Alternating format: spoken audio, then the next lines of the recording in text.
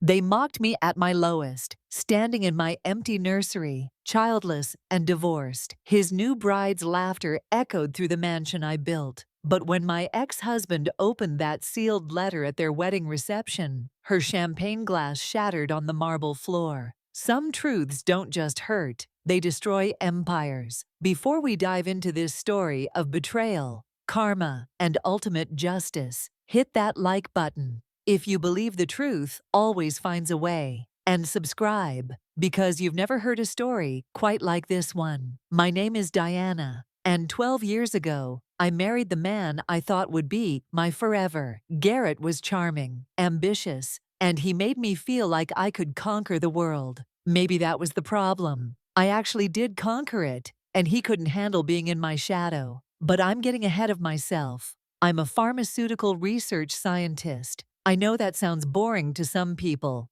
but to me it's everything. I've spent my entire adult life in labs, studying cellular structures, running tests, and chasing a dream that most people said was impossible. I wanted to develop a cancer medication that could actually save lives without destroying the body in the process. For 15 years, I poured everything into that research. My time, my money, my soul. Garrett was a real estate developer when we met. He was good at what he did, flipping properties, building commercial spaces, making solid investments. We built our wealth together, or so I thought. I was making decent money from research grants and consulting work, and he was closing deals left and right. We bought a mansion in the hills, this stunning property with floor-to-ceiling windows and a view that made you feel like you were on top of the world. The house had 8 bedrooms. We only needed 1, but I had plans for those other rooms. I wanted children. God, I wanted children so badly it physically hurt. We started trying right after the wedding, full of hope and excitement. 1 year passed, then 2, then 3. The doctors used words like unexplained infertility and keep trying. So we did. I went through 5 rounds of IVF. 5 times I injected myself with hormones that made me feel crazy. 5 times I waited with held breath for a positive result.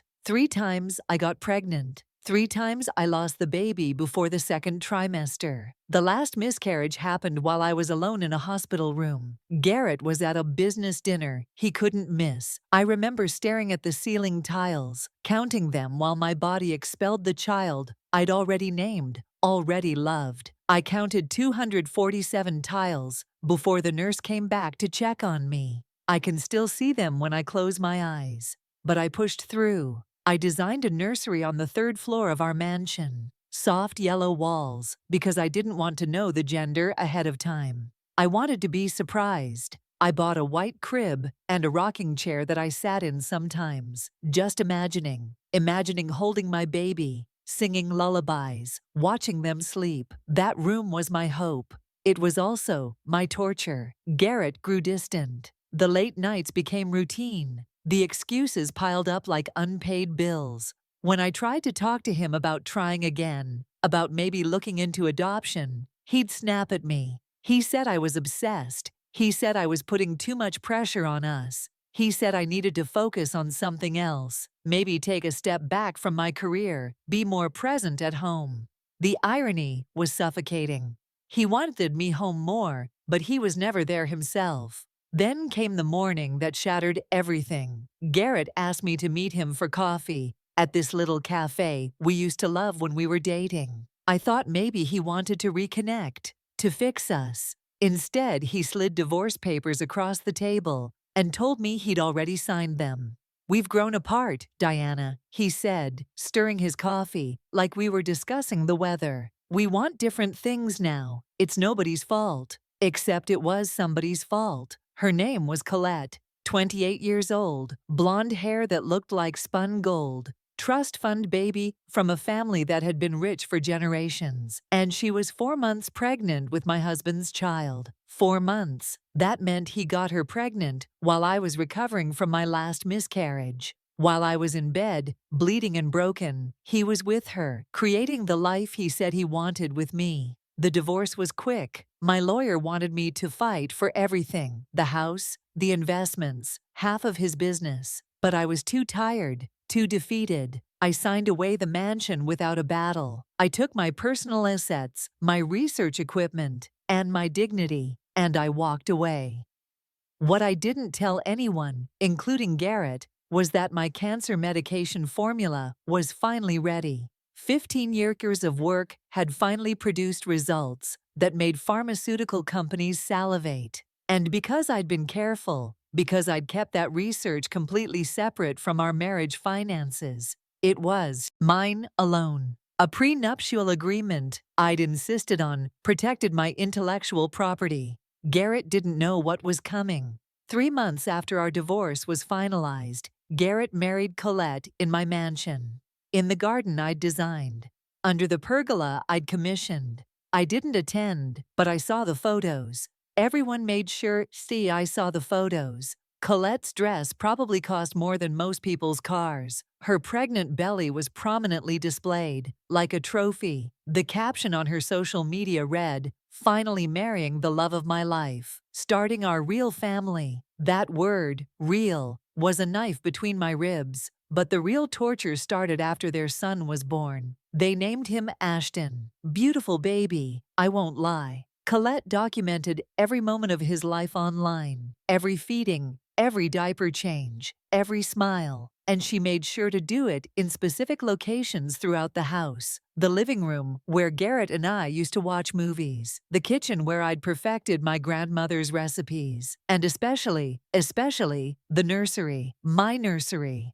The room I'd painted and decorated and filled with dreams. She posted a photo of herself in the rocking chair I'd bought, Ashton in her arms, with the caption, "Finally, this house will hear a baby's laughter." Some women are meant to be mothers, and some just aren't. Grateful I'm one of the lucky ones. I sat in my small apartment. I'd downsized to a modest 2-bedroom after the divorce, and I cried while looking at that photo. I cried for the children I'd lost. I cried for the marriage I'd believed in. I cried for the woman I used to be, who thought love and loyalty meant something. But then I dried my eyes, and I got to work. While Colette was posting her perfect life, and Garrett was playing proud father, I was in my private lab 18 hours a day. My cancer medication was in final trials, and the results were extraordinary. Remission rates that exceeded anything currently on the market. Minimal side effects. It was the breakthrough I'd spent my entire career chasing.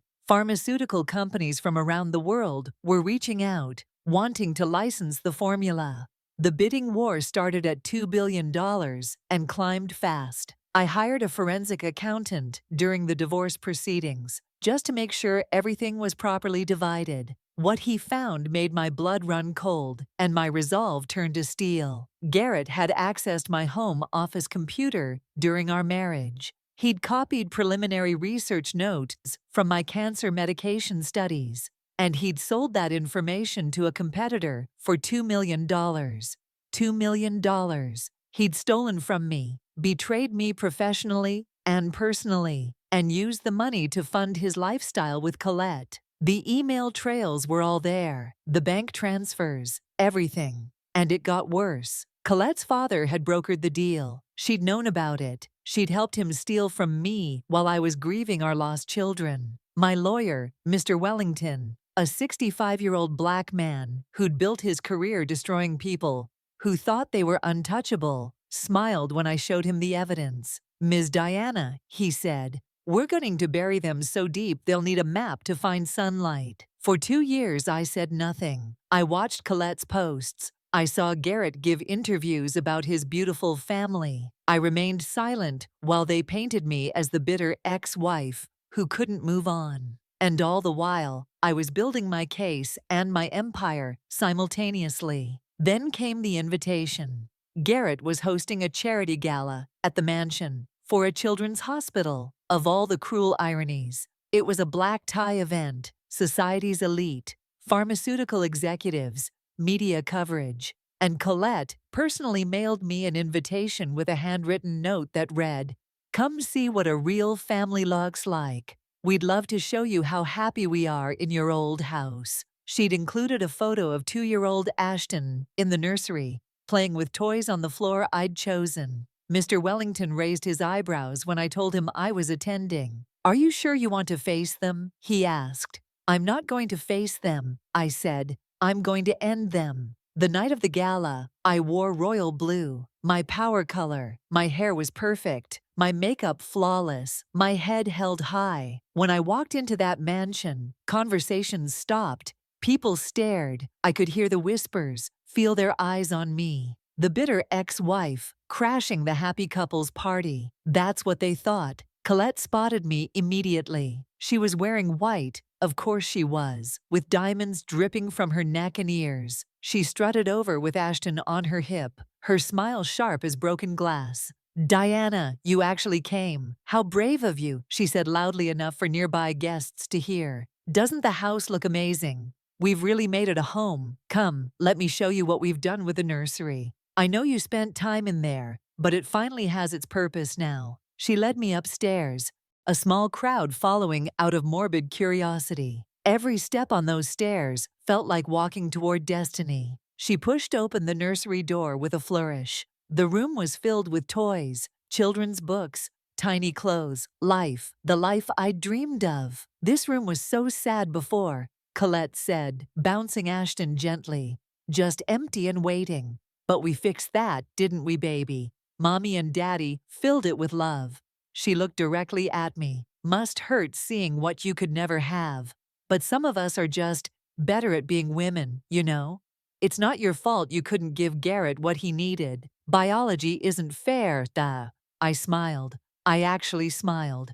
And it confused her. "You're right, Colette. Biology isn't fair. But you know what is fair? The truth and the law." Her expression flickered with uncertainty, but she recovered quickly. "I don't know what you're talking about."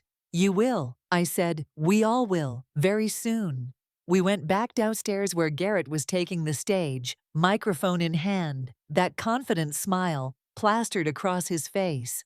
He thanked everyone for coming, talked about the importance of children's health, dedicated the evening to new beginnings and leaving the past behind. He looked right at me when he said that last part. I stood up. The room went silent. "Garrett, I'd like to say something if you don't mind," I called out, my voice steady and clear. His face registered surprise, then annoyance, but with everyone watching he couldn't refuse. Sure, Diana, of course." I walked to the front of the room. Mr. Wellington appeared from the back, carrying a briefcase that might as well have been Pandora's box. I pulled out an envelope, walked up to the stage, and handed it to Garrett. "Open it," I said. "Right now, everyone's watching." His hands trembled slightly as he tore it open. I watched the color drain from his face as he read. His eyes went wide, then darted to Colette, then back to me. His mouth opened, but no words came out. "Let me help you," I said, taking the microphone. "Since you seem to have lost your voice, ladies and gentlemen, I have some announcements to make. First, my cancer medication formula, the one I've been developing for 15 years, just sold to 3 pharmaceutical companies in a joint licensing deal. The total, $4.9 billion. Yes, with a B. That money is mine alone, protected by prenuptial agreements and intellectual property laws." Gasps rippled through the crowd. Garrett looked like he might vomit. "Second," I continued, "during our marriage, my ex-husband accessed my private research and sold preliminary data to a competitor for $2 million. Corporate espionage is a federal crime. The evidence has been submitted to federal prosecutors. Bank records, emails, recorded phone calls, all of it." Colette's champagne glass slipped from her hand and shattered on the marble floor. The sound echoed like a gunshot. "Third, Colette's father brokered that illegal sale. She knew about it. She facilitated it, which makes her an accomplice. Both of them will be served with lawsuits tonight. $50 million in damages for theft, fraud, and emotional distress. The criminal charges are separate." Mr. Wellington's team began projecting documents onto the screen, set up for the charity presentation. Email after email, bank transfers, audio recordings of Garrett discussing the Diana situation and how she'll never know. Footage from our home security system showing him in my office, copying files onto a thumb drive. Fourth, I said, my voice rising with emotion I couldn't quite contain. Garrett started his affair with Colette while I was hospitalized after my third miscarriage. The timeline is documented. Hotel receipts, text messages, all of it. Colette started screaming. He told me you were separated. He said you didn't love him anymore. This is insane. And finally said, ignoring her, this mansion was purchased with my signing bonus from my first major research grant 12 years ago. I have the original deed documentation. During our divorce, I didn't fight for it because I was too broken. But now, with Garrett facing federal prison time and civil lawsuits, this property will be foreclosed on, and I will buy it back at auction for a fraction of what it's worth. Garrett finally found his voice. Diana, please, we can talk about this.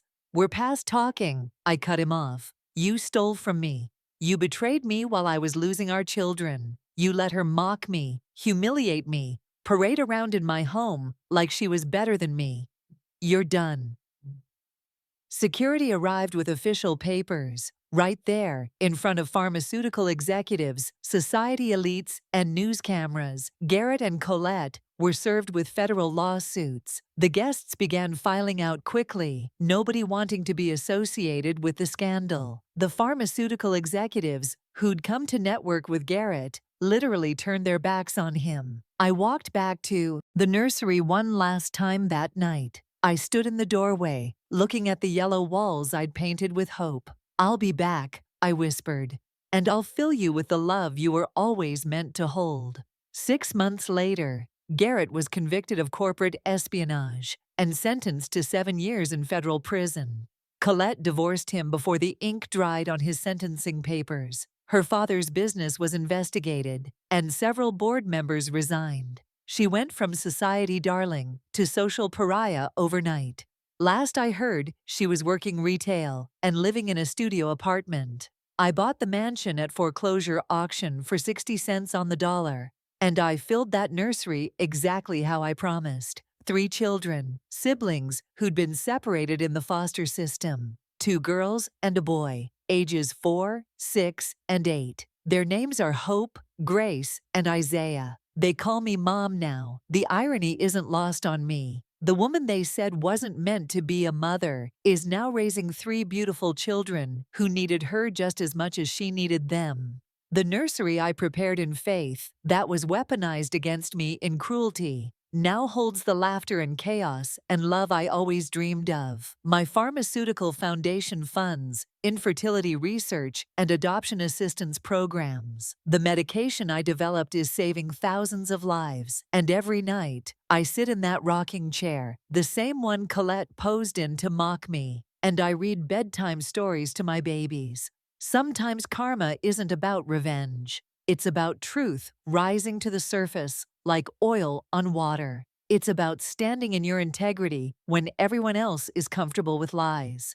It's about knowing your worth isn't defined by biology or betrayal or the cruelty of small people. Garrett thought he could steal my research and my dignity. Colette thought she could break me with mockery and social media posts. They both underestimated the quiet strength of a woman who knows her value. The nursery finally has life. Just not the life they tried to destroy me with. It has better life, chosen life, love that was meant to be. And that's the sweetest karma of all. Sometimes the best revenge is simply living your truth and building your empire while they crumble under their lies. If this story reminded you that karma is real and justice is patient, smash that like button. Share this with someone who needs to remember that their worth isn't defined by others' cruelty. Subscribe for more stories where the good guys actually win. And comment below. Have you ever witnessed karma in action? I'll see you in the next one.